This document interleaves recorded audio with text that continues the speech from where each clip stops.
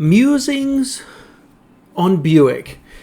Welcome back to All Cars, y'all. I am John, and I've been a fan of Buick for a long time. If you've been a fan of this channel, you know that my first car was a 76 Buick Regal handed to me by my parents, and it was a gas hog, it was comfortable, but it was utterly reliable. My third car was an 83 Buick Regal. Pillowy seats, it was a fantastic interstate cruiser, but the transmissions were kind of weak, and I got rid of it somewhere over 120,000 miles when it needed its third transmission and was leaking some oil. And what? Hold on.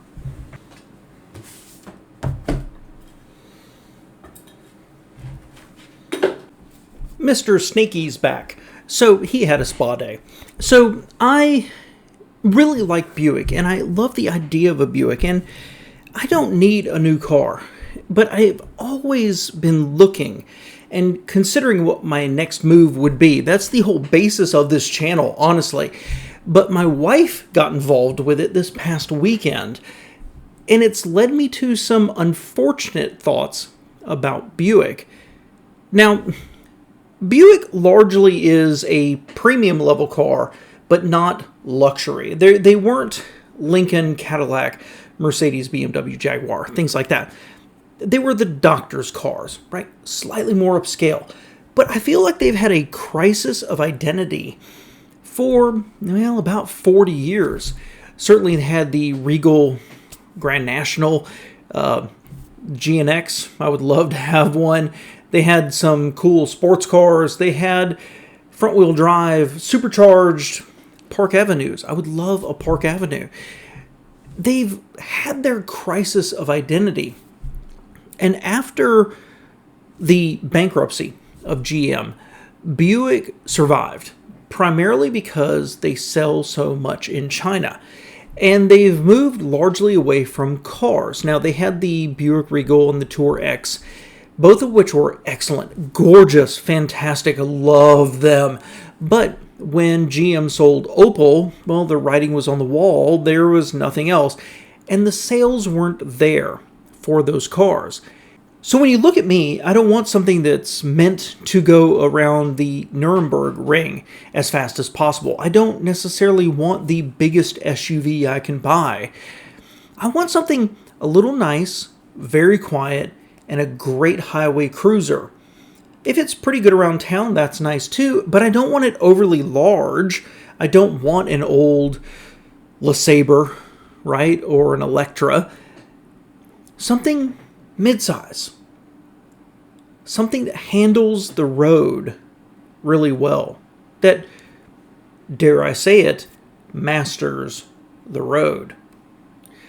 And they don't offer that for me. So with the change in Buick's marketing, they've moved strongly into more focused on women. And that's not a bad thing, but these are buyers who are not interested in racing, right? They're not interested in horsepower. They're interested in slightly upscale, safe, reliable, comfortable, quiet, and filled with amenities.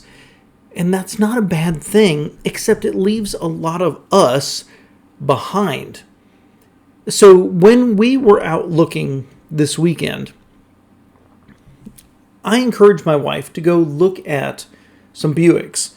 And I had a chance to look at the Envision and a few other Buicks, as a matter of fact. And they left us kind of cold, as a matter of fact. They left us wanting more. The styling isn't bad. It's not as distinctive as even Acura, much less Lexus or Genesis. But it's clean, it's nice enough.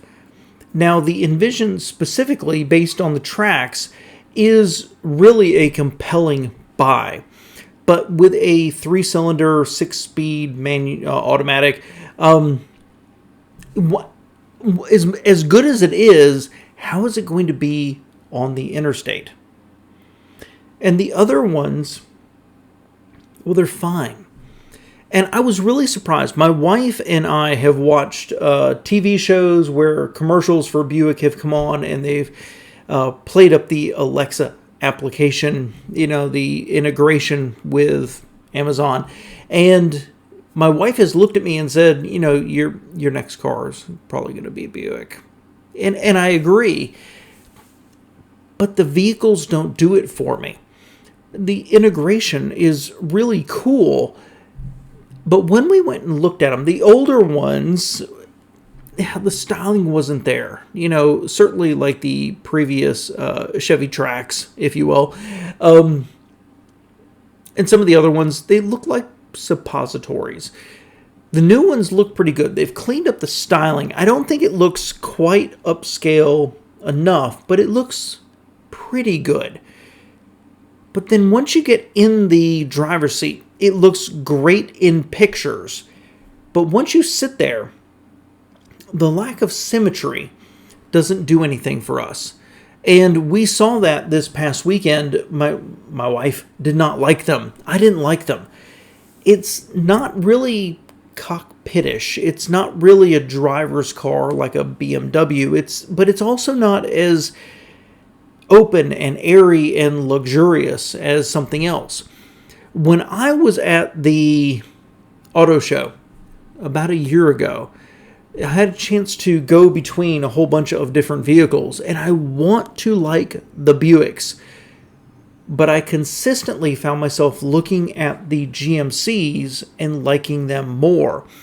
Part of that was the styling, the squared off styling. That's more of a male thing probably, but inside, the more symmetrical dashboards, the light colors, the lighter airy feel really appealed to us. So when we went this weekend and we're looking at some Buicks, the ones my wife sat in were like, I don't like this. It's okay. It was better than the Infiniti. I will tell you that outright. The seats were far better than what Infiniti offered in the GX60.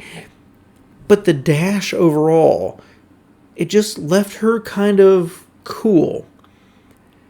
And so I think Buick finds itself in a little bit of a crisis of identity. That they're not appealing to those of us who remember what it was. And many of those people are disappearing. But they're also not connecting necessarily with where people are going.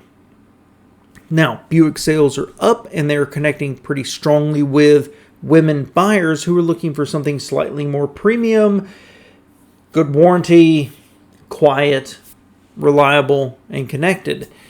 But it didn't resonate with me, and I wanted it to. We went out this weekend fully. I was prepared to push her towards a Buick and say, look at how amazing this is, and it wasn't. It kind of left us underwhelmed overall. And I think that's what Buick is struggling with right now. While their sales are here and their sales are increasing, and I feel very strongly that they've left their entire market behind. And so if you are a not terribly old, but not terribly young, if you want something that's a good highway cruiser, probably with a long wheelbase for comfort, little connectivity, where do you go? Because the Envision isn't it. As much as I like it, as much as I really like it, I can't imagine driving on the interstate for 4 or 5 hours with it. And I don't want a larger SUV. And the larger SUVs they offer are uninspired inside. I want more symmetry. I consistently find myself thinking the GMC is a better buy. I wish Buick well, but I wish they would come out with something more mid-sized sedan like their old cars. Musings on Buick, because I really want to like them. But in spite of my bias towards them, I just don't like their current products. Let me know what you think below, guys. Thanks for being here.